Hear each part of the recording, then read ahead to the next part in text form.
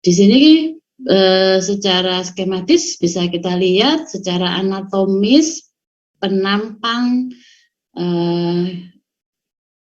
ginjal apabila dibelah ya secara koronal ini ya, ini aksesnya koronal karena dia memotong bagian tubuh depan dan belakang ya. Itu namanya koronal. Kalau memotong bagian tubuh atas dan bawah itu namanya aksial. Kalau memotong bagian tubuh kanan dan kiri itu namanya sagital ya. Potongan-potongan itu sangat penting di radiologi karena alat yang kita gunakan baik itu USG, baik itu CT scan, MRI itu motongnya seperti itu. Multiplanar istilahnya ya. Jadi kita bisa memotong dari berbagai arah. Bahkan ada yang miring ya, miring kanan kiri atau dari atas bawah kita potong oblik namanya. Itu bisa kita lakukan untuk memvisualisasi secara radiologi yang lebih baik ya, yang lebih representatif. Di potongan koronal ini kita bisa melihat ada bagian korteks dan medula. Di mana di daerah medula itu ini ya, ada bagiannya ada piramida renalis, ada kolumna renalis di antara piramis ya. Kemudian ada calyx minor, ada calyx mayor, ada pelvis renalis ya. Di mana di daerah hilus ini ya, itu terdiri dari pelvis renalis, kemudian arteri vena renalis. Ini hilus dari ginjal. Hilus itu perpindahan ya dari pelvis menuju ureter. Nah ini udah ureter proksimal ini yang di sebelah sini. Jadi kita pelajari satu persatu.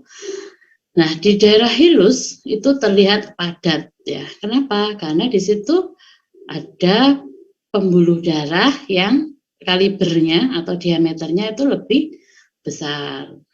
Kemudian ada pelvis renalis sendiri yang nantinya akan bercabang menjadi calyx mayor dan calyx minor ya. Sehingga densitasnya lebih padat ya.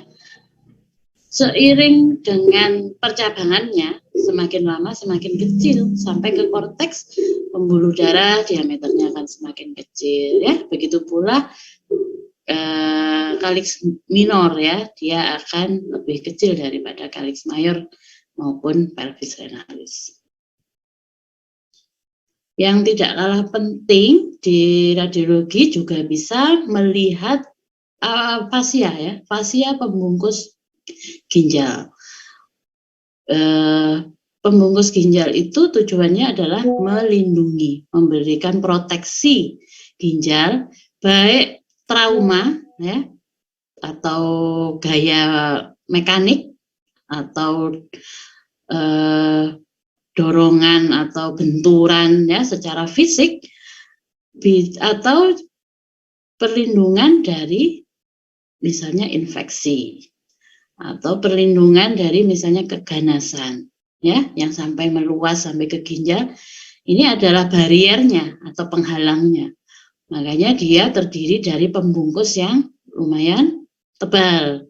Ada lemak ini ya, pararenal fat, fascia ya. Kemudian perirenal fat, baru kemudian kapsula renalis. Ya, ini secara makroskopis kita bisa melihat lapisan-lapisan yang membungkus ginjal. Nah, di sini juga ada jaringan fibrus ya, yang udah pernah kita pelajari dulu. Jaringan fibrus, jaringan ikat salah satunya terdiri dari jaringan fibrus ya, dan itu cukup kuat untuk perlindungan ginjal. Namanya fascia gerota ya. Kalau sampai pada sebuah kasus keganasan ginjal misalnya ya, tumor ginjal ganas misalnya karsinoma ginjal, apabila terjadi kerusakan dari fascia gerota itu berarti staging atau stadiumnya itu semakin tinggi gitu. Jadi yang dilihat berdasarkan itu. Makanya penting sekali ya untuk melakukan imaging untuk membuat atau menentukan stadium suatu keganasan. Kenapa kok harus di stadium? Ya, karena stadium, masing-masing stadium itu memiliki terapi penanganan yang berbeda-beda. Kemudian prognosisnya juga berbeda-beda, ya. Komplikasinya juga berbeda-beda. Makanya kita harus lebih detail, ya. Dan stadium itu sebagai komunikasi antara radiolog dengan klinisi. Klinisi itu dokter bedah, bisa dokter penyakit dalam yang akan menerapi pasien itu, sehingga kita bisa menyamakan persepsi suatu kasus atau seorang pasien itu keparahan penyakitnya itu tingkat berapa, stadium berapa, seperti itu. Kemudian di samping ini gambar dari pelvis renalis dan percabangannya ya, yang seringkali bisa mudah dideteksi dengan radiologi. Karena apa? Karena kita menggunakan namanya zat kontras ya. Bahan kontras baik yang dimasukkan secara intravena ya, injeksi intravena, atau langsung ke ureter atau langsung ke ginjal ya, kateter yang dipasang di ginjal atau kateter yang dipasang di ureter. APG, RPG namanya pemeriksaannya, nanti kita pelajari. Sekarang anatomi untuk genital atau reproduktif sistem pada pria ya, yang kita bahas. Ada testis, epididymis, vas deferens, ejaculatory duct, prostat, sama seminal vesicle dan penis. Ini secara anatomi, kita review aja, adik-adik mesti sudah mempelajari, tapi secara radiologi kita harus lebih paham ya anatominya. Nah, sekarang apa saja pemeriksaan modalitas radiologi yang bisa dilakukan untuk genitourinary system? Yang pertama, tentu prinsipnya dalam melakukan pemeriksaan itu, untuk pasien, kita pilih pemeriksaan yang paling sederhana dulu, yang paling mudah didapatkan dulu, yang paling murah atau terjangkau oleh kantong pasien, ya.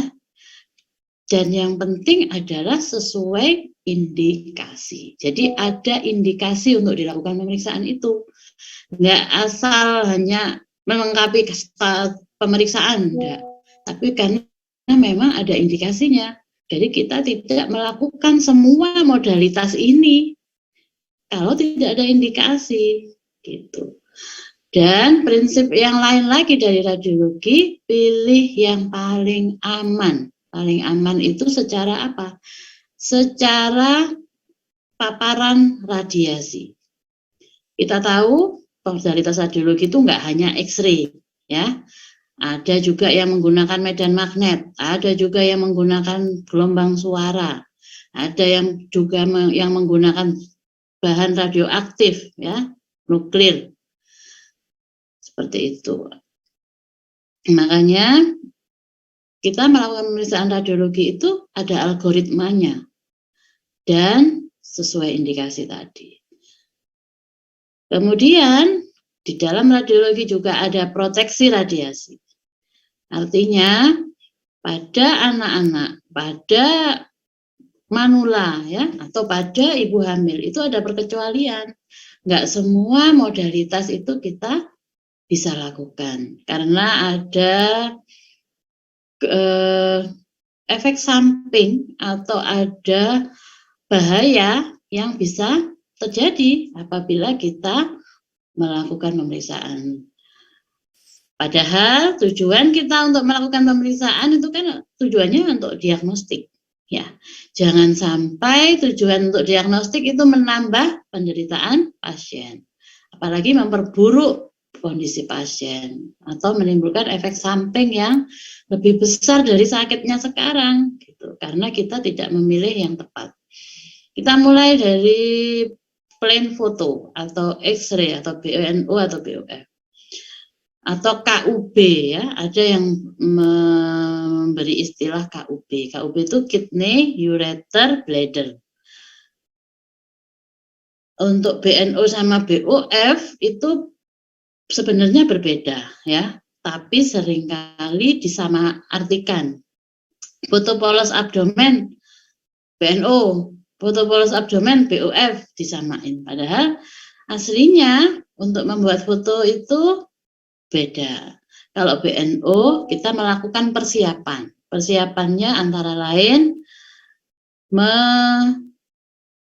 memuasakan pasien, ya, pasien dipuasakan, kemudian pasien diberikan obat pencahar, ya, kemudian pasien tidak boleh banyak bicara, tidak boleh merokok, makannya yang rendah serat, ya, kemudian baru dilakukan pemeriksaan foto abdomen.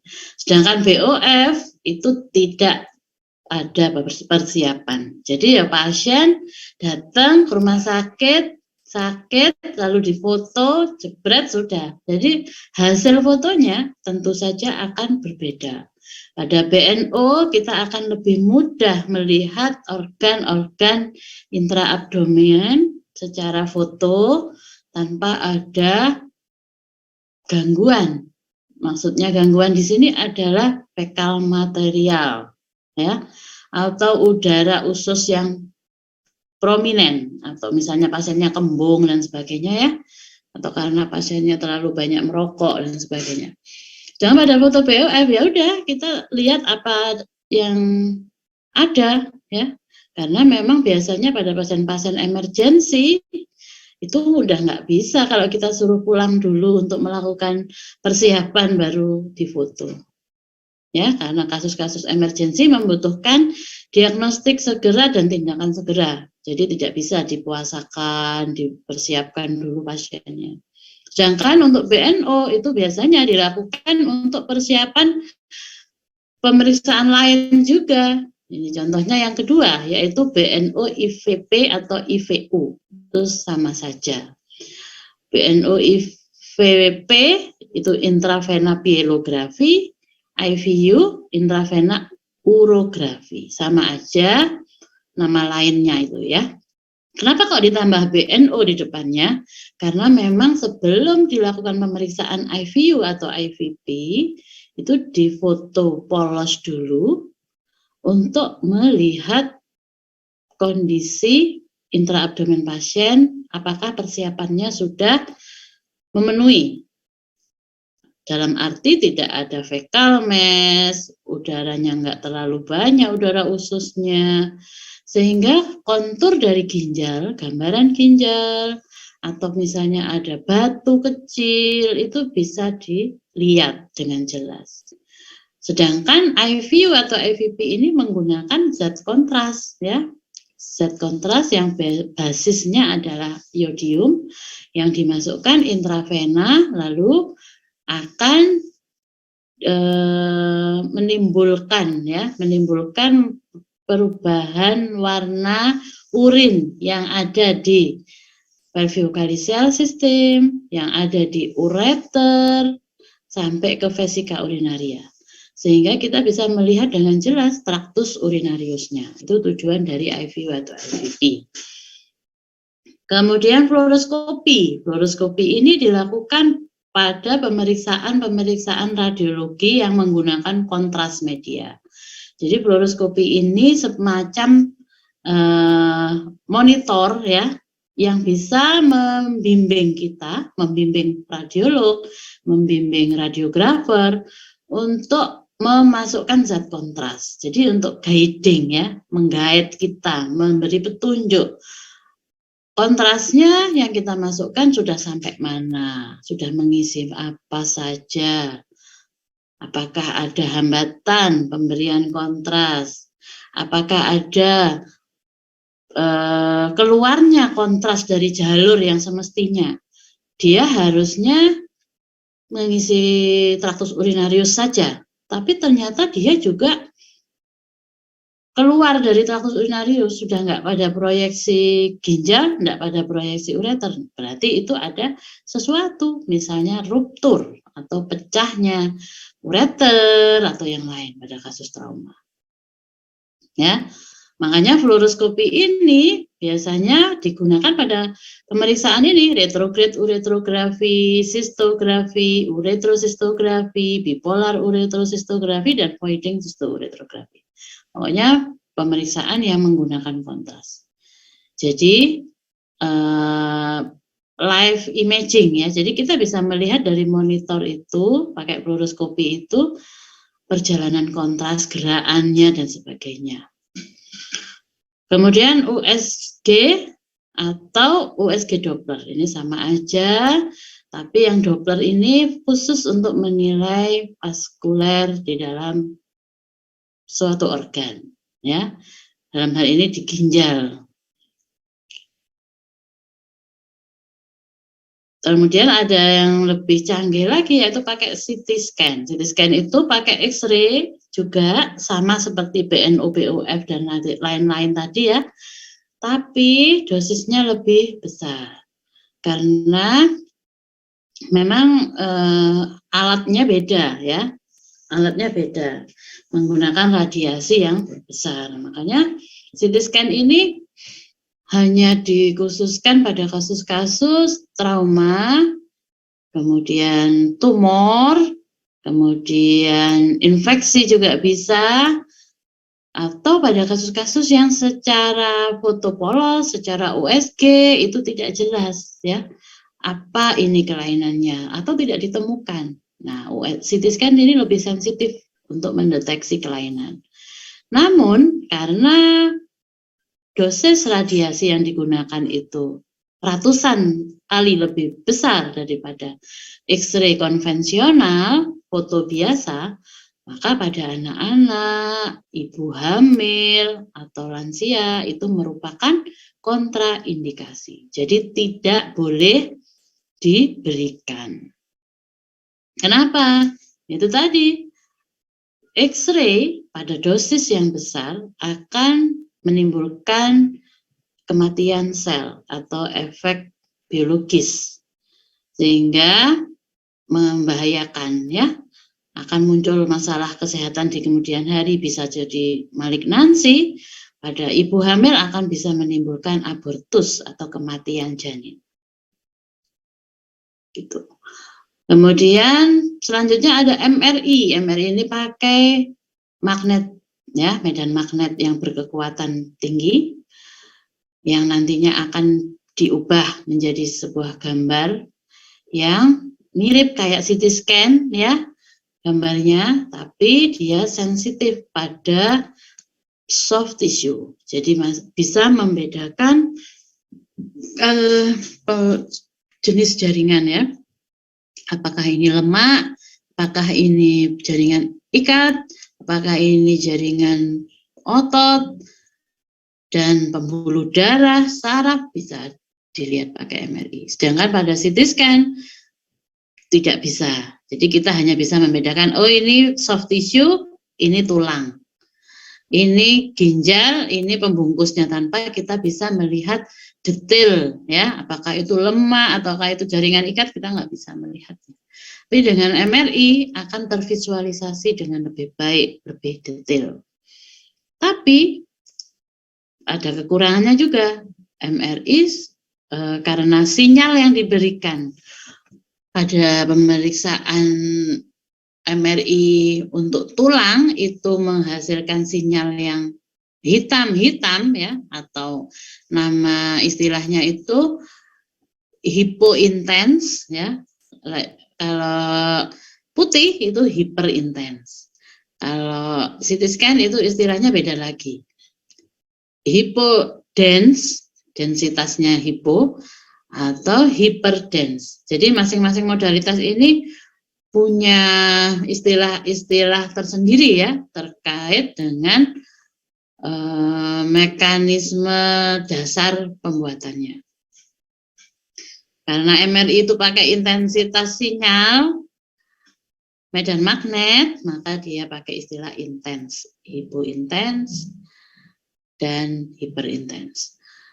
Kemudian ada nuclear medicine. Nuclear medicine ini pakai zat radioaktif ya, yang dimasukkan ke dalam pembuluh darah, kemudian dia akan pooling atau akan terkumpul pada organ target sesuai dengan radioaktif apa yang dilabel. Jadi spesifik ya. Misalnya untuk tiroid itu pakai teknesium 99M.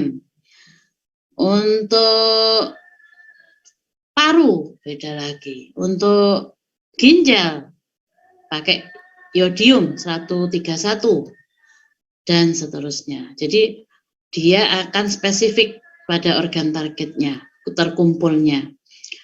Dan pada kelainan tertentu, dia akan mengumpul pada yang patologis itu. Sehingga kita bisa menilai dengan lebih mudah. Oh, yang kelainan ginjal kanan. Karena apa? Karena di situ pooling atau zat radioaktifnya banyak terkumpul di situ. Tapi kita nggak bisa menentukan itu terkumpul di ginjal kanan itu karena tumor atau infeksi atau karena trauma atau karena degenerasi proses. Kita nggak bisa menentukan dengan nuclear medicine ini. Maka dari itu pemeriksaan ini dikatakan meskipun dia sensitif tapi tidak spesifik. Jadi perlu pemeriksaan lanjutan untuk mengetahui di ginjal kanan itu ada apa sih? Gitu. Nanti di USG misalnya ya, lalu di USG ternyata ada tumor ginjal. Oh, pantes. Kenapa zat radioaktifnya ngumpul di situ dari pemeriksaan nuklir? Karena ternyata di USG ada benjolan, ada tumor. Seperti itu. Baru kita tahu. Nah, setelah di USG, tumornya ganas apa jinak? Kita nggak bisa menentukan pakai USG.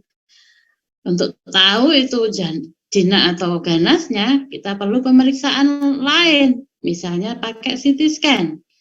Kita beri kontras. Lalu kita tahu di situ ada penyangatan atau enhancement namanya ya. Ada banyak vaskuler, ada pembuluh darah. Oh, berarti ini jenisnya ganas, kemungkinan besar. Kayak gitu. Itu contoh ilustrasi kasus biar kalian paham ya. Kemudian angiografi. Angiografi ini masuk ke dalam intervensional radiologi. Jadi radiologi itu juga ada intervensi ya. Maksudnya tindakan yang invasif ke dalam pembuluh darah. Jadi bisa untuk mendiagnosis, juga bisa untuk melakukan terapinya. Apa maksudnya? Nah, jadi pada kelainan darah, ya, kelainan pembuluh darah kita bisa melihat, misalnya ada aneurisma. Aneurisma itu pelebaran pembuluh darah.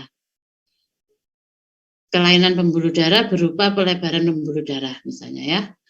Nah, itu kadang pakai modalitas yang lain itu susah dideteksi. Nah, pakai angiografi, di mana kontras langsung dimasukkan ke dalam pembuluh darah, kita bisa menentukan dengan akurasi yang tinggi bahwa memang ada kelainan di pembuluh darah ini berupa pelebaran pembuluh darah. Jadi pembuluh darah itu ada ukuran normalnya ya masing-masing, pembuluh darah besar maupun kecil.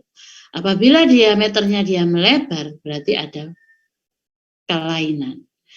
Nah, pada kasus pelebaran pembuluh darah itu, aneurisma pembuluh darah itu, kita perlu melakukan tindakan untuk membuat salurannya itu diameternya sama seperti yang lain, yang normal. Nah, dengan intervensi radiologi kita bisa melakukan tindakan untuk memasang stent, jadi mirip kayak masang ring di jantung, ya. Atau pada kasus-kasus pembuluh darah yang menyempit. Kalau dari kelainan tuh kalau nggak melebar ya menyempit ya.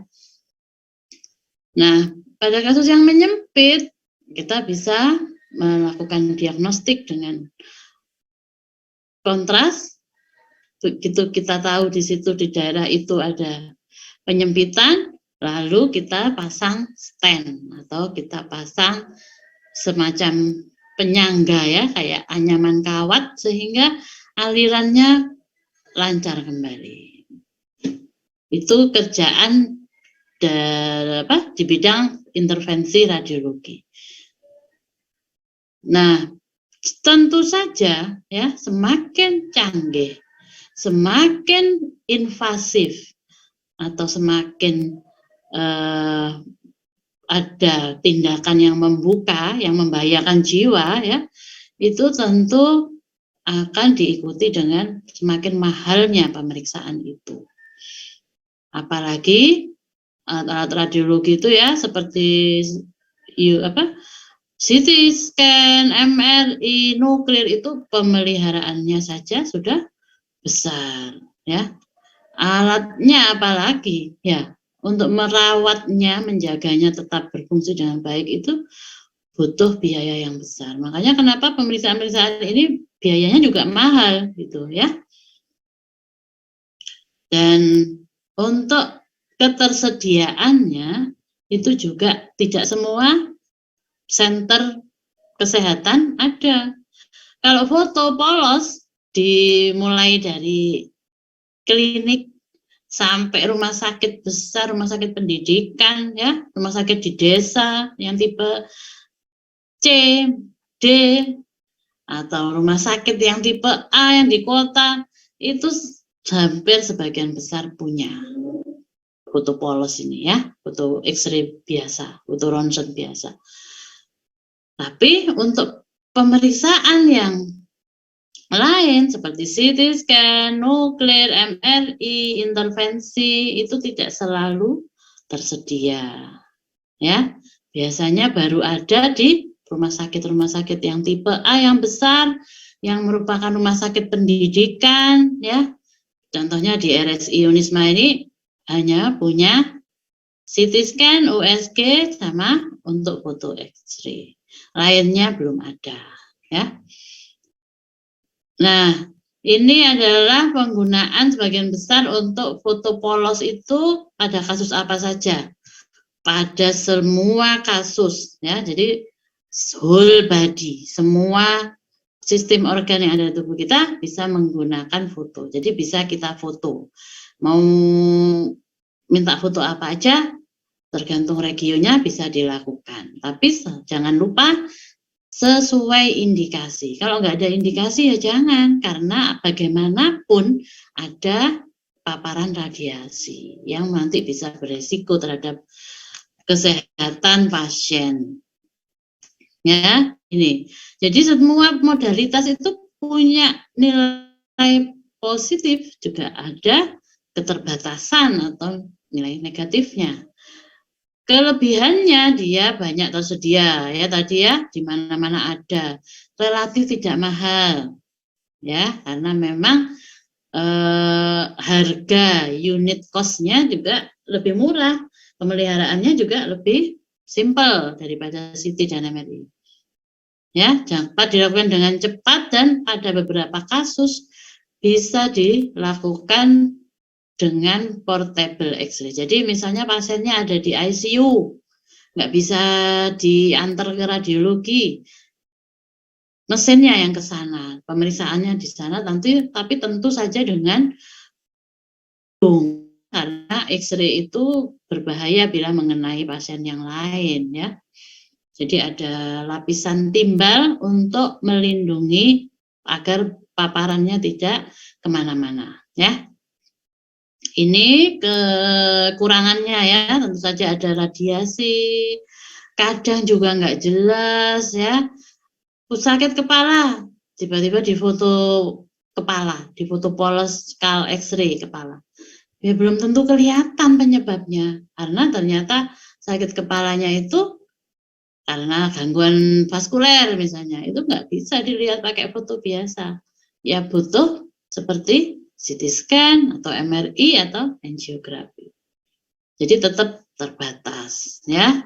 Maka itu dari itu harus melihat indikasinya. Nah, ini foto polos. Foto polos ini bagaimanapun dilakukan pertama kali sebagai awal atau screening. Kenapa? Karena kita ingin menyingkirkan kemungkinan diferensial diagnosis yang lain. Kan kita tahu ya, nyeri perut kanan bawah, itu DD-nya banyak, ya kan? Nggak hanya appendicitis, bisa itu batu ureter, bisa itu batu ginjal, bisa juga batu vesika urinaria. Contohnya ya, bisa juga kelainan yang lain, misalnya kelainan di dalam usus. Nah, setidaknya dengan melakukan foto X-ray konvensional ini, kita bisa memetakan kemungkinannya ke arah mana. Misalnya kita curiga itu batu di saluran kencing, ya. Ternyata di fotonya itu nggak ada gambaran batu yang radio opak, yang putih. Maka kita bisa menyingkirkan DD batu ginjal yang radio opak. Tapi masih ada kemungkinan batu ginjal yang radiolucent, ya, yang memang nggak putih gambarnya secara X-ray. Tergantung komponen pembentuk batu. Atau kita curiga itu suatu obstruksi dari usus. Nah, di sini kan kita bisa melihat ususnya juga. Ususnya nggak melebar, itu ususnya juga tidak ada kelainan. Berarti kita bisa menyingkirkan DD obstruksi usus. Seperti itu contohnya ya. Atau kita curiga ada trauma atau kecelakaan misalnya ya. Pasien habis kecelakaan, pinggangnya sakit. Kita curiga fraktur di tulang. Nah, dengan foto polos ini kita bisa jadi screening awal untuk melihat bagaimana tulangnya. Apakah benar ada fraktur gitu. Dan tanda-tanda yang lain, ya. Nah, di sini kita belajar, kita lihat di sini ini adalah muskulus psoas yang tadi saya ungkapkan di awal. Jadi dia membentuk seperti segitiga sama kaki, ya. Jadi lebih miring aslinya, nggak lurus seperti tadi. Nah, ini ginjal yang kanan, dia sejajar, jadi mengikuti lengkung dari muskulus psoas ya. Muskulus psoasnya miring gini, ginjalnya juga ngikutin miring kedudukannya. Kemudian yang kanan, yang kiri posisinya ada di sini dan kedudukannya lebih tinggi, sekitar 1 korpus vertebrae dari ginjal kanan. Nah, kemudian ini VU, vesika urinarianya nggak terlihat karena memang vesika urinaria itu berupa kantong yang isinya cairan, ya. Kalau urinnya udah dikeluarin, ya, udah BAK pasiennya, maka tidak ada gambaran vesika urinaria. Jadi kita tidak bisa melihat vesika urinarianya seperti apa. Meskipun kita yakin VU-nya ada di sini ya, pelvis, di regio pelvis. Tapi kita nggak bisa melihat. Nah, tapi kalau ada batu di daerah sini, besar kemungkinan itu dari batu vesika urinaria, batu buli. Kemudian kita bisa melihat juga bagaimana organ-organ yang lain. Ini kan ginjal kanan nih, kelihatan ya ginjal kanan. Kemudian ini ada gambaran yang lebih panjang nih sampai ke bawah, yang panah kuning ya, itu adalah liver yang lobus kanan. Sedangkan yang ginjal kanan itu dibatasi dengan ini panah yang hitam. Kenapa kok bisa melihat adanya ginjal? Padahal kan ada liver di depannya, ya kan? Kenapa kita bisa melihat bayangan atau kontur dari ginjal? Karena ada namanya tadi lemak pararenal dan perirenal. Jadi lemak itu kalau di foto polos itu gambarnya hitam. Karena dia membungkus organ menjadi salah satu komponen pelindung dari ginjal, maka akan membuat ada gambaran lucent atau hitam yang mengelilingi batas dari ginjal. Kelihatan ya? Begitu pula ginjal yang kiri nih, kita lihat, kita bisa memastikan batas-batas dari ginjal kiri karena ada lemak perirenal dan pararenal yang membungkus ginjal. Kemudian di sini baru kita lihat ada bayangan yang lain yaitu lien, ya. Ini lien, limpa. Kemudian di sini juga terlihat ini apa ini yang lusen-lusen atau hitam ini. Ini adalah udara di lambung, di gaster. Kemudian ini ada gambaran udara di kolon, ya. Kenapa kita bisa melihat dengan jelas? Karena foto ini adalah foto BNO. Jadi foto ini foto pasien yang sudah persiapan, sudah dipuasakan, sudah disuruh minum pencahar, sudah diet rendah serat sebelumnya, ya, sudah menahan, nggak banyak ngomong, nggak banyak merokok agar tidak banyak udara di dalam usus. Dan pencahar itu tujuannya agar bersih, ya, pasiennya diberi urus-urus agar sebelum pemeriksaan pasiennya BAB dulu. Sehingga ususnya bersih, nggak ada fecal mass. Kalau tidak ada persiapan, maka biasanya gambaran-gambaran yang ini, gradasi-gradasi dari organ-organ intraabdomen ini susah dilihat. Ketutup sama bayangan fekal material atau fecal mass.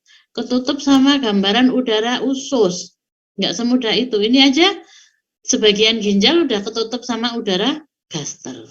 Gambar yang kiri ini ya, ginjal kiri yang atas itu sudah tertutup sebagian sama udara gaster. Tentu ini akan mengurangi akurasi pemeriksaan kalau tidak bersih. Makanya itu dibedakan ya BNO dan BOF. Kemudian kita tak lupa melihat tulang-tulangnya juga, ya, apakah ada kelainan, fraktur. Kemudian di sini kita lihat di samping-samping ini ada yang lebih hitam ya, garis ya membentuk batas dari abdomen kanan dan kiri. Ini adalah lemak preperitoneum. Jadi lemak di peritoneum. Makanya gambarnya jadi hitam, ya. Kemudian BNO IVP. BNO IVP pertama kita foto BNO seperti ini ya untuk melihat apakah ada kelainan di ginjalnya. Apakah ada batu yang radio opak, yang putih, lalu baru kita memasukkan kontras media secara intravena, kemudian dari gambaran yang terlihat nanti kita perhatikan bagaimana anatominya, bagaimana calyx minor, calyx mayor, pelvis, renalis, ureter, bladder, dan juga menilai fungsi dari ginjal karena zat kontras yang dimasukkan tadi akan difiltrasi, akan diekskresi, ya, seperti ini. Jadi kita bisa melihat dengan jelas sistem pelviokalisial dari ginjal berikut dengan ureter dan vesika urinarianya dengan pemeriksaan IVU ini. Ini ya fungsinya untuk melihat fungsi dari ginjal, untuk melihat apakah ada sumbatan, ada benjolan, ada kelainan kongenital, nanti kita bicarakan di blok urinari patologi ya. Prosedurnya ini ya, jadi BNO IVP itu dilakukan beberapa kali foto secara serial. Awalnya kita foto polos BNO dulu, lalu kita masukkan kontras, lalu kita foto pada 1 menit. Jadi begitu kontras masuk, langsung difoto, jebret. Lalu 5 menit difoto lagi, jebret. 15 menit kemudian difoto lagi. 30 menit kemudian, 45 menit, 60 menit sampai vesika urinarianya penuh ya, penuh terisi oleh urin yang ada kontrasnya, jadinya dia putih seperti ini ya. Putih semuanya udah terisi kontras, baru pasiennya disuruh kencing, disuruh BAK untuk menilai apakah ada retensi, apakah ada sisa dari urin, atau pasiennya apakah tidak bisa mengeluarkan urin. Biasanya gangguan dari katup uretra, ya, atau karena prostat yang membesar yang membuat obstruksi di uretra posterior. Itu perlunya dilakukan foto post mixi, post BAK. Sedangkan foto-foto yang serial yang tadi 5 menit pertama, 15 menit, 30 menit, 45 sampai 60 menit, itu tujuannya untuk menilai fungsi ginjal, fungsi ekskresinya bagaimana. Kalau dia tidak mengisi pelviokalseal sistem, berarti ada gangguan ekskresi ginjal. Terus untuk 15 menit untuk melihat pelviokalsealnya ada kelainan enggak? Karena kontrasnya udah ngisi di sini. Terus apakah ada kelainan drainase, ya? Kelainan drainase ke ureter maupun vesika urinaria. Jadi selain menilai fungsi bisa juga menilai kelainan anatomi. Ini contoh dari 5 menit, ya. Pada 5 menit dia akan terekskresi sehingga sistem pelviokalsealnya akan mulai terisi. Nih ya, sampai ureternya semuanya terisi, terus kita ikuti sampai dia di vesika urinarianya. Itu tujuannya. Ini contoh yang normal, ya. Perhatikan, ini contoh yang normal. Pelviokalseal sistemnya normal, ureternya diameternya sekian, ini besarnya sekian, ini normal, vesika urinaria yang normal seperti ini. Yang tidak normal bagaimana? Ini mulai nggak normal. Sudah ada pelebaran dari pelvis. Sudah ada pelebaran dari ureter. Coba kita bandingkan dengan yang kiri. Ureter yang kanan sedikit melebar. Nanti kita cari apa penyebabnya. Oh, ternyata di sini ada batu. Ya, di uretrovesical junction. Nah, ini fluoroskopi seperti yang tadi saya bilang, ini live imaging. Jadi kita melihat pemeriksaan radiologi dengan cara melihat monitor untuk mengikuti kontras yang udah dimasukkan, udah nyampe mana, udah ngisi apa aja. Pada genitourinary imaging ini ya, kita bisa melihat kontrasnya, oh udah ngisi sampai ke kandung kencing. Seperti itu contohnya. Dan kegunaan yang lain banyak.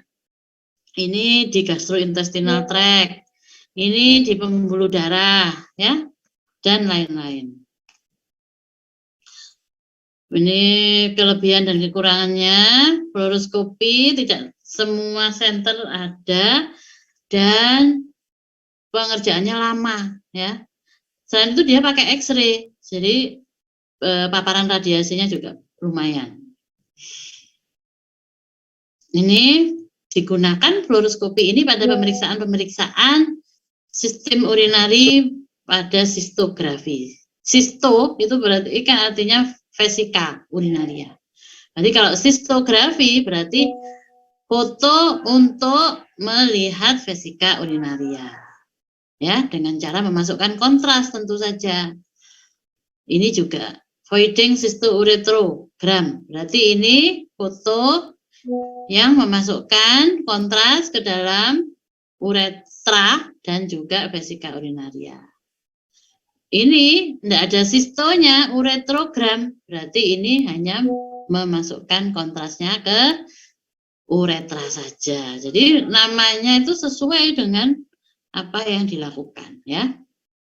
Ini pemeriksaan sistografi. Tujuannya untuk menilai bagaimana vesika urinarianya. Ya, apakah ada robekan? Apakah ada benjolan atau massa atau bekuan darah misalnya. Biasanya pada pasien-pasien dewasa ya dilakukan sistografi dan tergantung kasusnya, ya. Ini contohnya. Jadi kita memasang kateter. kateter seperti kayak kateter untuk pasien yang nggak bisa BAK itu loh.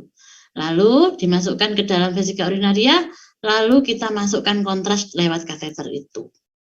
Baru kemudian kita foto. Nah, tujuannya apa? Kita melihat vesika urinarianya bagaimana, permukaannya smooth atau irregular. Irregular itu pada kasus infeksi, sistitis ya. Atau tidak bisa mengisi kontras, tidak bisa terisi oleh kontras karena ada sumbatan, misalnya ada tumor, atau ada yang keluar dari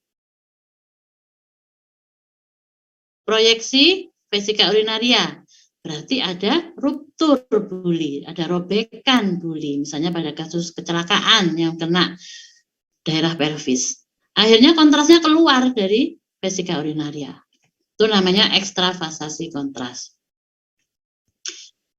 Ini sama ya, sama seperti tadi, sistogram tadi, ini balon kateter yang dimasukkan, lalu kita melihat kontrasnya akan berwarna opak ya, atau putih.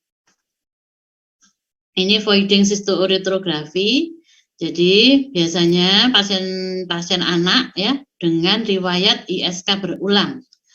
Kita ingin tahu apakah ada reflux vesiko-ureter.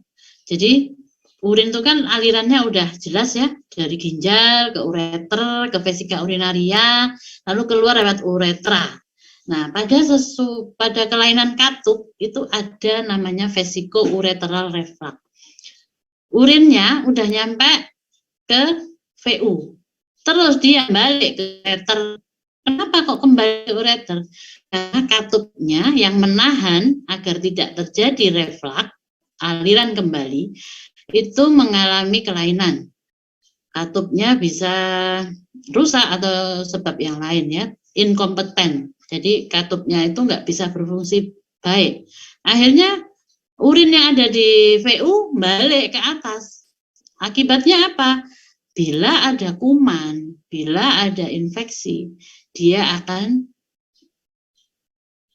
menyebar sampai ke atas atau namanya ascending infection akibat reflux dari urin. Ya. Maka kita lakukan pemeriksaan ini untuk mengetahui apakah ada reflux. Karena pasiennya nanti disuruh mengejan ya, disuruh pipis nih ya. Setelah vesika urinarianya penuh, diisi oleh kontras, lalu pasiennya disuruh mengejan, suruh berkemih.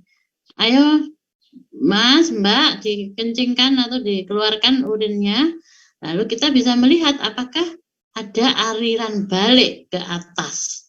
Itu kita lihatnya pakai apa? Fluoroskopi.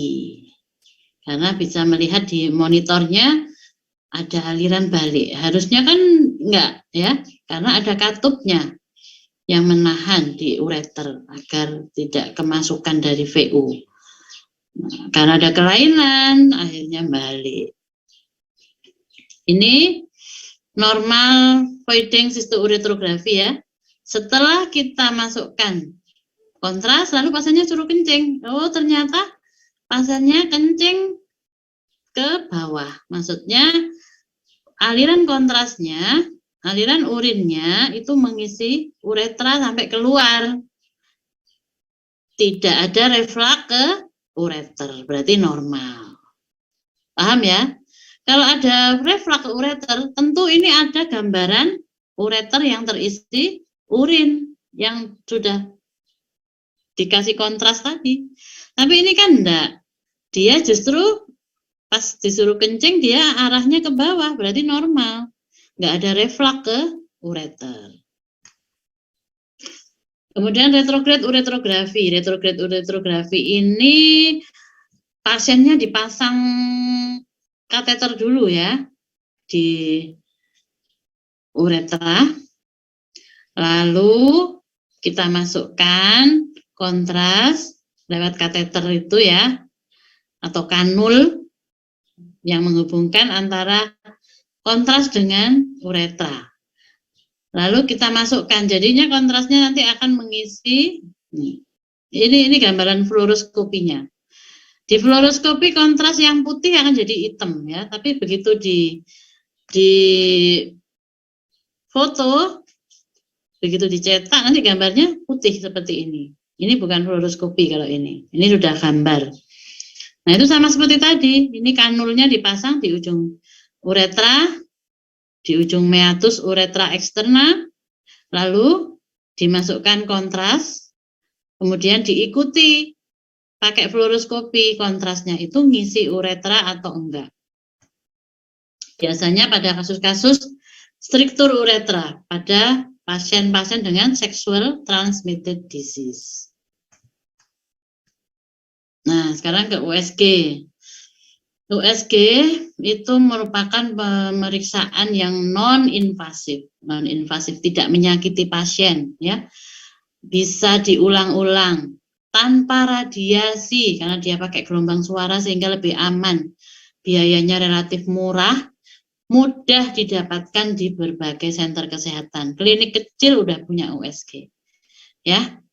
Kemudian bisa dilakukan berkali-kali. Jadi kalau kita masih belum puas, belum yakin, kita bisa mengulangnya lagi pemeriksaannya tanpa membahayakan pasien dengan biaya yang relatif terjangkau. Di sini kegunaan dari USG adalah untuk menilai ginjal dan vesika urinaria.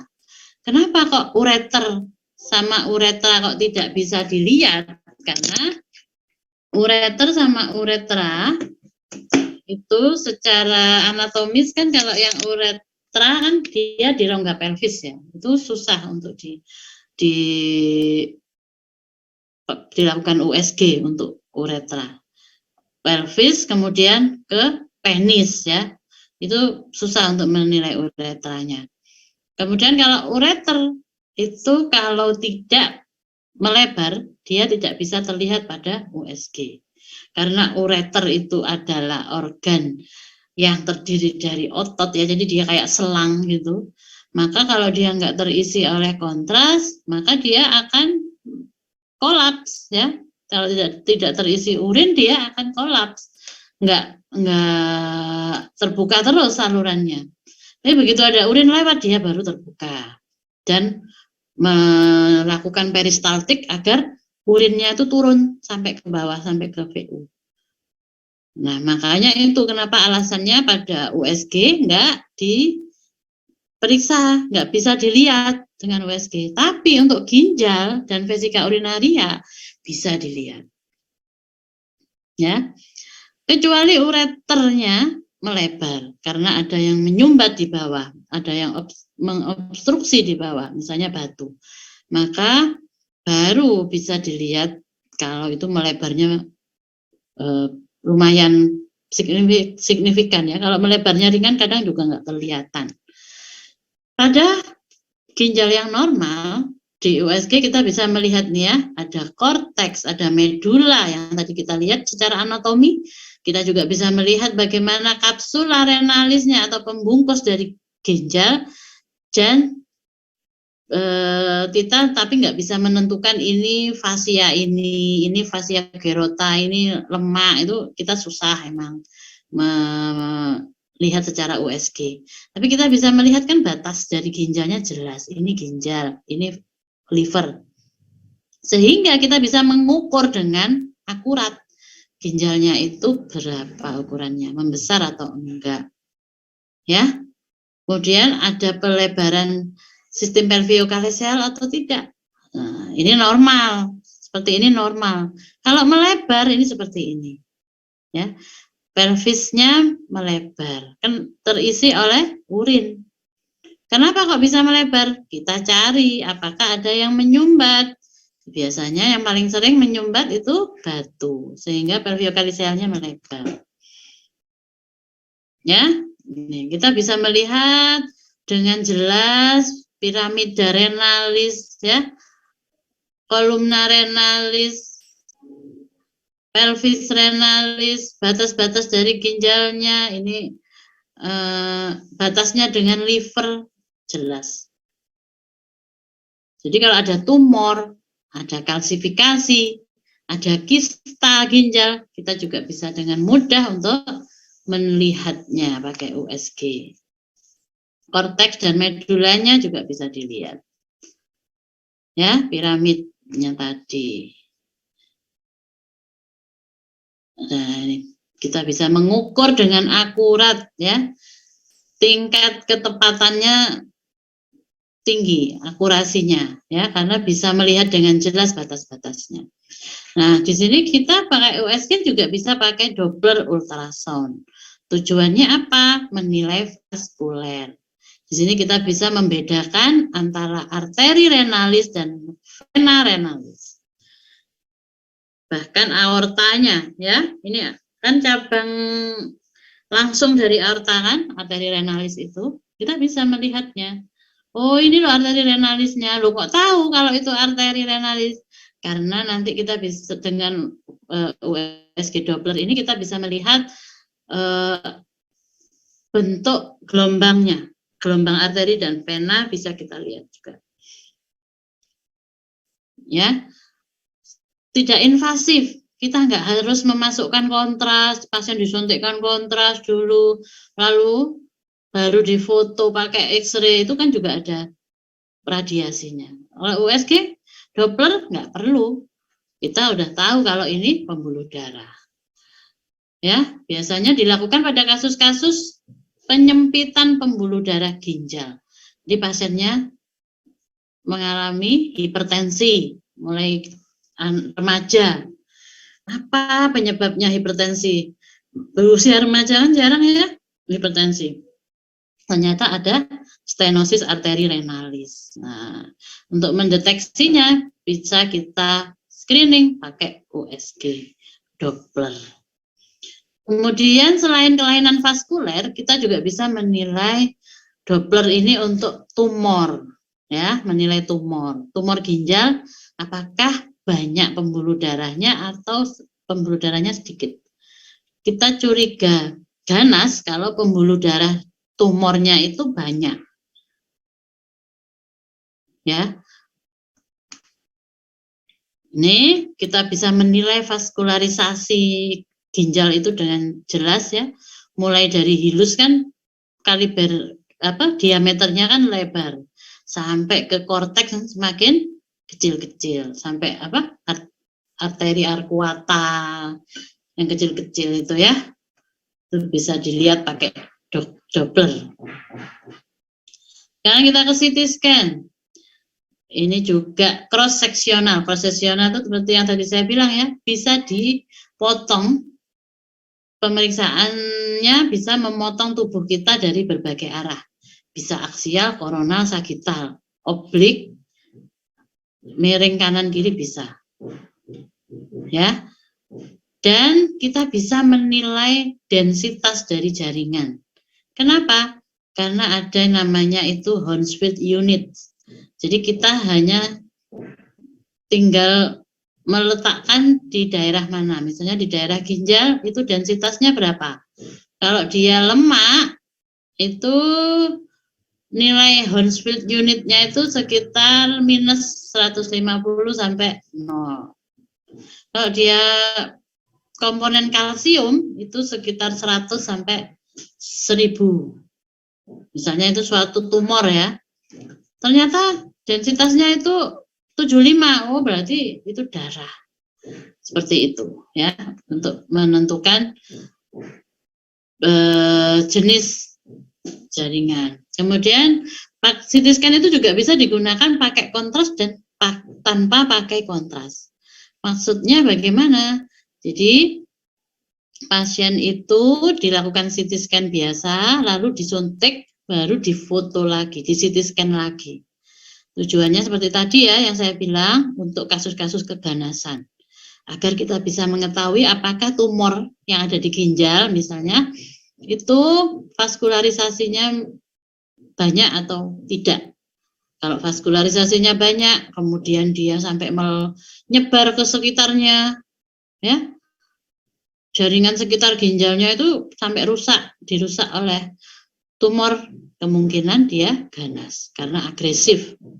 Agresif maksudnya dia merusak sekitarnya, menyebar di sekitarnya, atau malah ada yang menyebar sampai jauh karena lewat pembuluh darah. Misalnya dia sampai ke paru atau sampai ke usus dan sebagainya. Itu bisa, namanya metastase. Ya. Jadi dengan memberikan kontras lewat IV intravena, kita bisa membedakan apakah itu memang pembuluh darah atau pembuluh darah di sebuah organ, ya, di suatu organ. Kan semua organ punya pembuluh darah ya untuk menyuplai nutrisinya, atau dia memang pembuluh darah di dalam tumor. Itu kita bisa menilainya.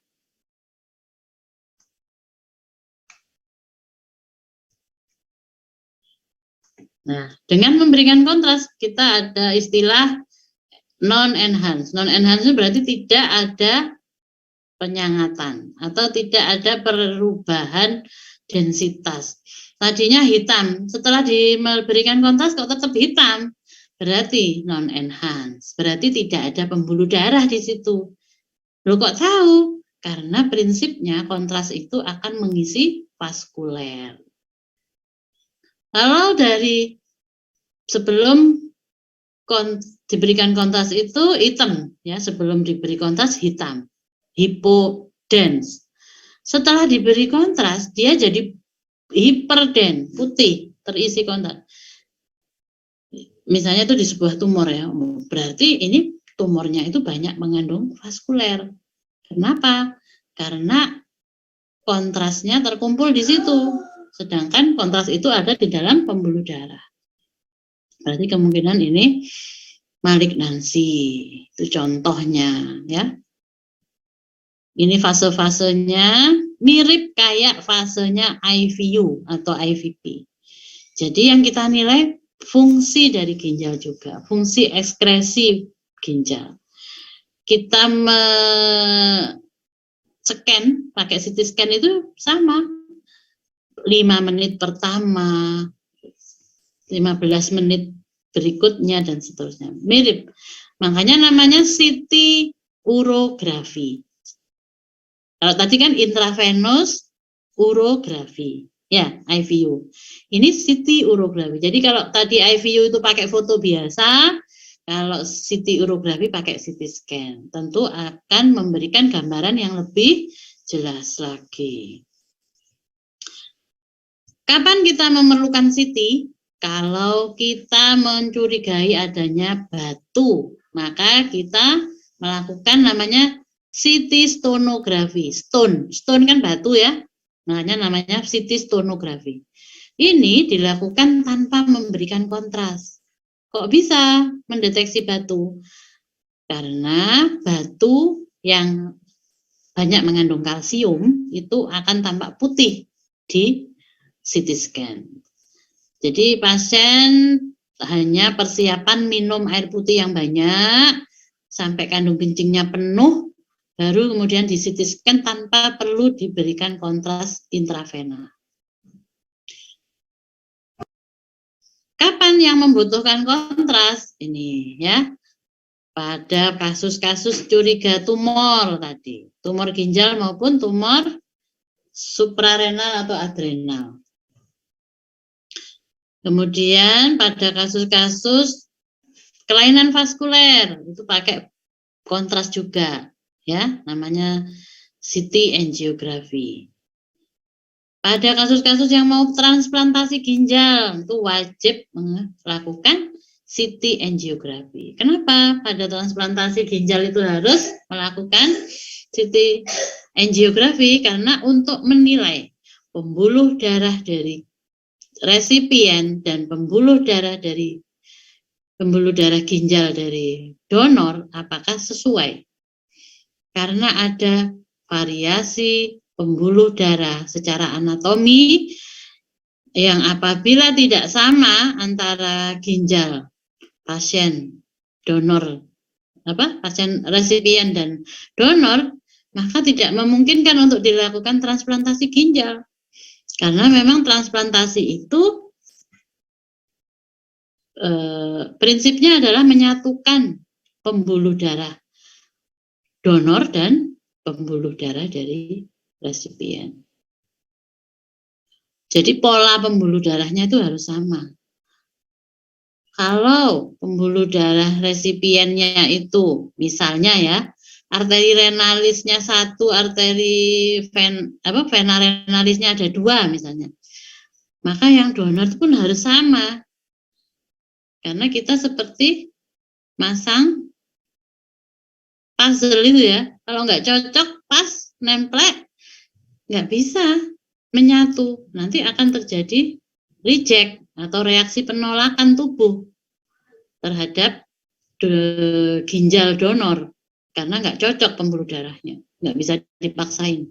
Nah, untuk melihat pola apakah sama pembuluh darahnya, apakah tidak ada kelainan morfologi, apakah tidak ada kelainan variasi anatomi, kita harus melakukan namanya CT angiografi ini dulu untuk melihat arteri vena renalis dan kedudukannya. Kalau cocok, lanjut transplant. Kayak gitu ya. Nah, ini biar bisa memvisualisasi CT angiografi ini kayak gini. Kita bisa melihat aorta abdominalis dan percabangannya. Ini yang langsung ke kanan ini arteri renalis kanan, yang kiri arteri renalis kiri. Pada beberapa pasien itu ada kelainan atau variasi anatomi ya. Misalnya arteri renalisnya ada 2. Misalnya arteri renalisnya bercabang, sebelum ke ginjal dia bercabang dulu kemana. Nah, itu baru kita bisa ketahui dengan CT angiografi. Ini CT stonografi ya. CT urinary tract ini maksudnya CT stonografi. Jadi kita nggak memasukkan kontras apapun pada pasien ini, tapi kita bisa menilai apakah ada yang putih-putih. Kalau ada putih-putih di ureter sini, ureternya juga melebar, berarti itu adalah batu ureter. Kayak gitu contohnya. Jadi mirip IVU, tapi nggak pakai kontras ya. Gambarnya kalau ini pakai kontras tentu akan putih semua ini, hiperden. Karena ini polos tanpa kontras, karena emang tujuannya untuk melihat batu yang radio opak, maka kita lakukan CT stonografi. Ini CT yang dilakukan polos ya, tanpa kontras, tapi diberi kontras lewat mulut ya, atau diminum kontrasnya, maka kontrasnya akan mengisi usus. Ginjalnya tidak akan terisi kontras. Ini CT yang pakai kontras ya. Kita lihat di sini gambaran pembuluh darahnya putih, ginjalnya juga putih karena di situ kan juga ada pembuluh darah. Ini tentu berbeda dengan CT stonografi tadi yang tanpa kontras. Ini variasi anatomi ya. Variasi anatomi di mana vena renalisnya melalui depannya aorta abdominalis. Ini aortanya, ya. Vena renalisnya melalui depannya ini. Harusnya vena renalis itu tidak melalui depannya, ya, tapi di belakangnya atau di sampingnya. Ini dia di depannya. Terus arteri renalisnya cabang langsung dari aorta. Itu normalnya. Nah, variasi-variasi ini baru kita ketahui kalau kita melakukan CT urografi dan CT angiografi. Ini juga ya, sama ya. Kita bisa lihat aorta abdominalisnya dan arteri renalis kanan dan kiri. Nah, ini contoh angiografi renal. Jadi ini bukan yang ini ya, yang angiografi ini yang pakai fluoroskopi, yang bulat ini berarti layarnya fluoroskopi. Sedangkan yang sebelah sini ini pakai CT angiografi. yang sebelahnya. Nah, di sini kita bisa melihat di sini ada yang normal, ya, yang normal itu ginjal divaskularisasi oleh arteri renalis kanan kiri masing-masing satu, ya. Nah, ternyata ada variasi anatomis di mana arteri renalisnya ada dua. Semuanya cabang dari aorta. Ada yang di atas, ada yang di bawah, ini dua. Nah, kasus-kasus seperti ini, kalau donor kepada resipien, ya, kepada pasien lain yang membutuhkan ginjal, tapi pola vaskulernya nggak sama, arterinya cuma satu yang menerima itu ginjal, maka nggak bisa nyambung, gitu ya. Harus sama-sama dua, atau dilakukan tindakan lain yang nanti mirip dengan kondisi vaskuler ginjal donor. Ini pakai nuklir, ya, namanya hybrid imaging. Hybrid imaging itu pakai CT scan, juga pakai PET atau positron emission tomography. Jadi menggunakan dua modalitas dalam satu pemeriksaan. Ini namanya hybrid imaging. Bisa pakai yang lain juga, ya, nggak harus CT scan, nggak harus sama PET. Pokoknya kalau ada dua modalitas dalam satu kali pemeriksaan, itu namanya hybrid imaging. Dari CT scan kita lihat seperti ini, ya. Kemudian dari positron emission tomography, ini seperti ini gambarannya. Kurang jelas, ya. Kalau CT scan ini jelas kan, ya. Ini bagian-bagian dari soft tissue, tulang, abdomen, semuanya jelas. Nah, pada positron emission tomography itu karena pakai radioaktif, dia gambarnya blur atau kurang jelas. Tapi kita bisa melihat, ya, di sini ada akumulasi kontras di sini dan di jantung, di vesika urinaria dan jantung. Akumulasi zat radioaktif, ya, maksudnya, atau pooling zat radioaktif. Nah, setelah dilakukan PET CT dua-duanya diffuse, ya, di hybrid imaging, kita bisa dengan jelas melihat, oh ini di jantung, oh ini di vesika urinaria yang ada kelainannya. Seperti itu contohnya. Ini pakai nuklir juga, ya. Jadi gambarnya itu memang seperti ini, nggak jelas banget kayak CT scan, ya.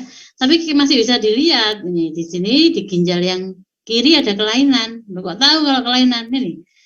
Yang kanan normal, tidak ada uptake, tidak ada pooling radioaktif. Yang kiri dia ada pooling, ada zat radioaktif yang terakumulasi di situ. Berarti ada sesuatu, ada kelainan. Apa kelainannya? Baru kita bisa melakukan USG. Dilihat pakai USG, oh ternyata ada tumor di ginjal kiri, misalnya seperti itu. Ternyata ada hidronefrosis dan lain-lain. Untuk MRI ini juga sama, ya, seperti tadi, gambarannya bisa multiplanar, aksial, sagital, koronal, tapi tanpa radiasi. Meskipun mirip CT scan tapi tanpa radiasi, tapi dia pengerjaannya lebih lama, ya. MRI ini juga bisa pakai kontras seperti CT scan, ya, tapi media kontrasnya berbeda dan media kontrasnya relatif lebih aman, tidak menimbulkan reaksi alergi dibandingkan kontras untuk CT scan. Untuk penggunaannya, karena dia superior atau bagus untuk memperlihatkan kelainan atau untuk melihat soft tissue dengan lebih baik daripada CT scan, maka biasanya digunakan pada kasus-kasus keganasan, ya, tumor ginjal, atau kelainan pembuluh darah, atau tumor soft tissue di sekitar ginjal dan lainnya. Ini ya, pada MRI mirip kayak CT scan, kita bisa melihat jelas ginjalnya, kedudukannya secara anatomis, ya, dengan lebih detail. Ini juga sama, ini MRI, itu kita bisa melihat lemak perirenalnya juga lebih jelas di sini, ya, karena memang MRI itu bagus untuk melihat soft tissue.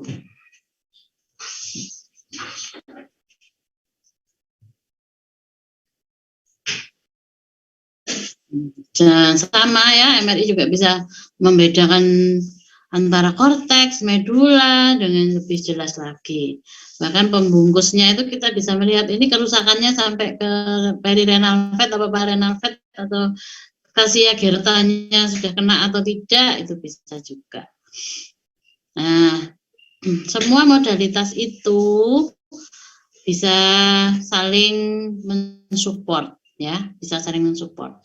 Kalau dari USG kita kurang mendapatkan informasi, maka kita perlu melakukan pemeriksaan lain untuk lebih memastikan lagi.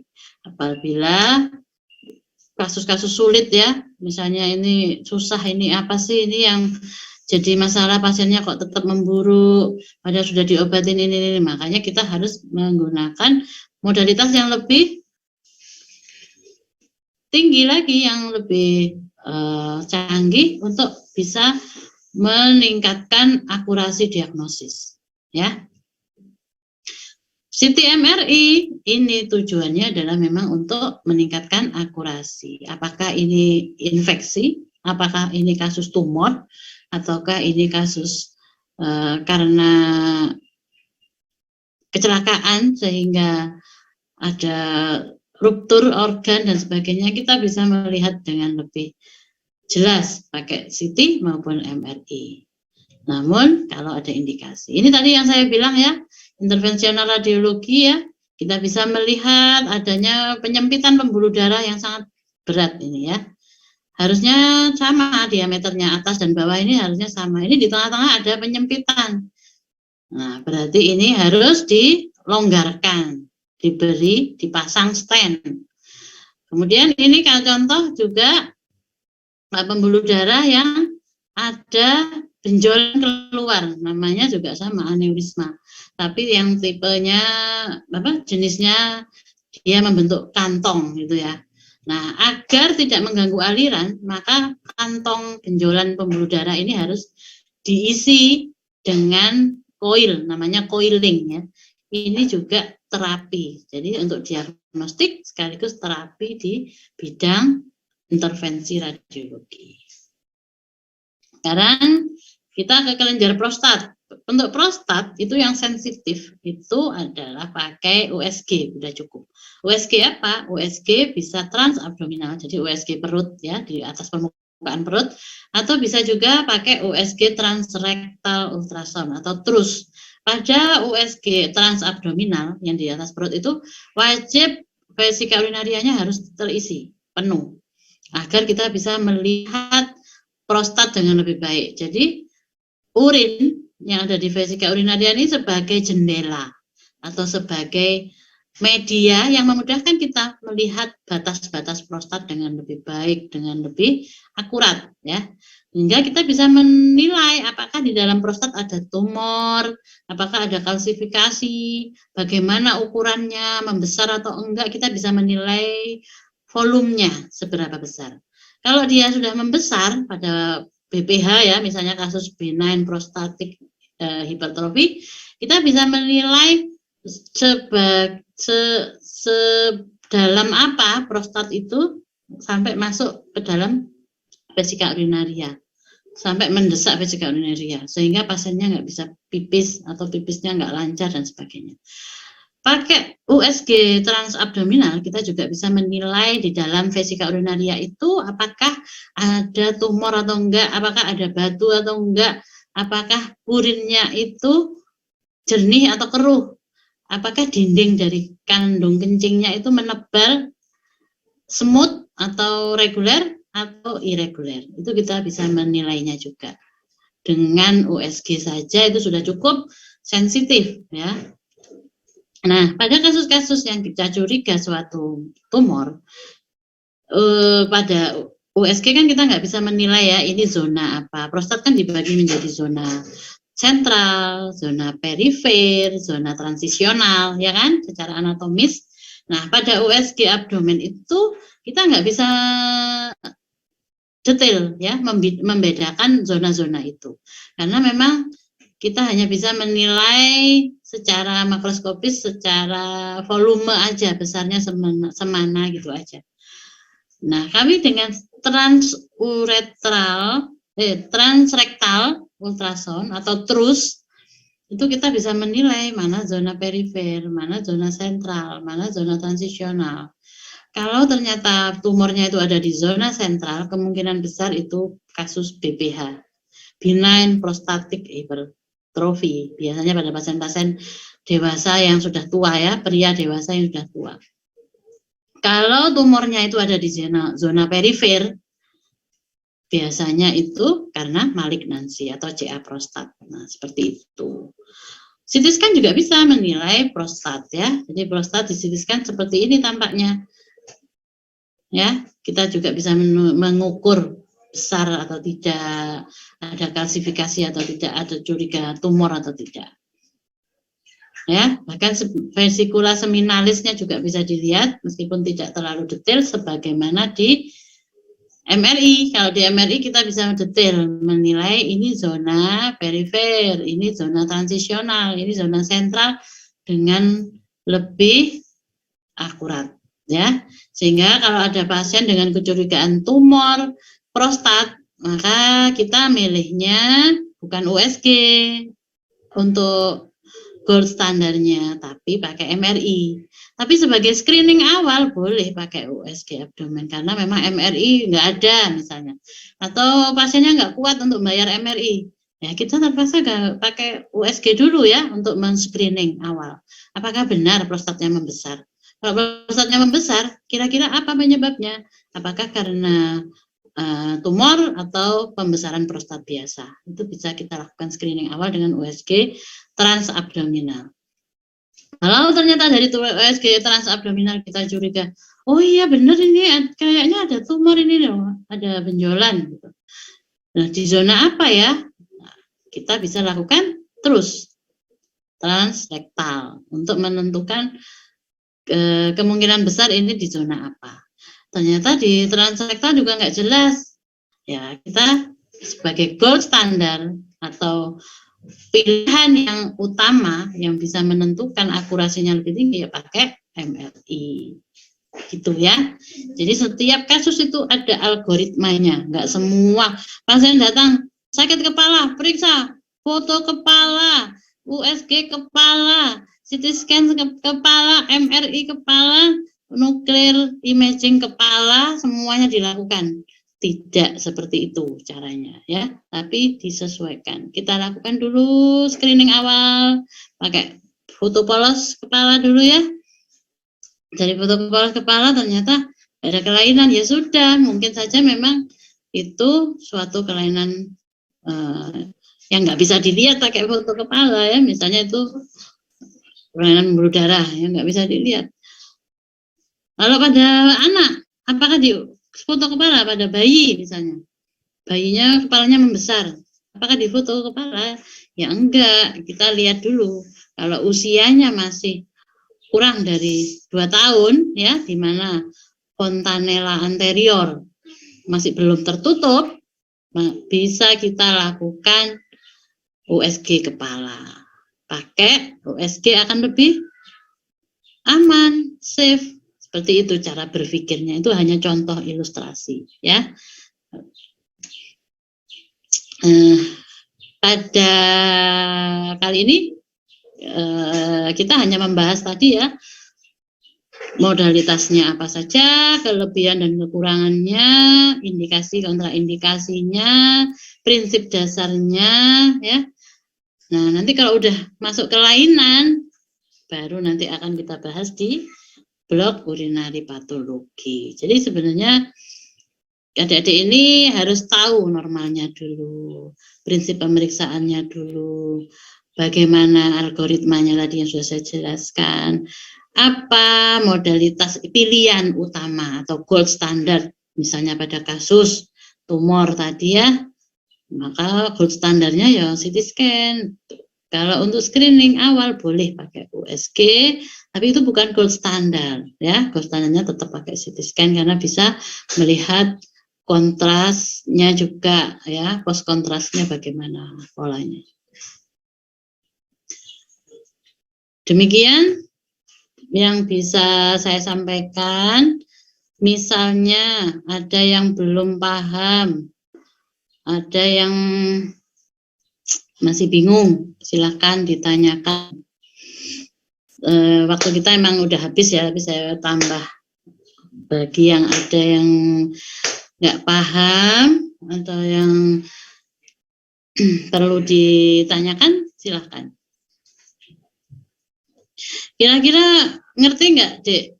Apa ngantuk ini jam keempat nih? Dibanding sebelum kuliah sama sekarang setelah kuliah, itu tambah bingung, tambah paham, atau makin nggak paham? Ayo, gimana? Kira-kira gimana? Ada gambaran sedikit, dokter, tapi ya. Nah, bagus.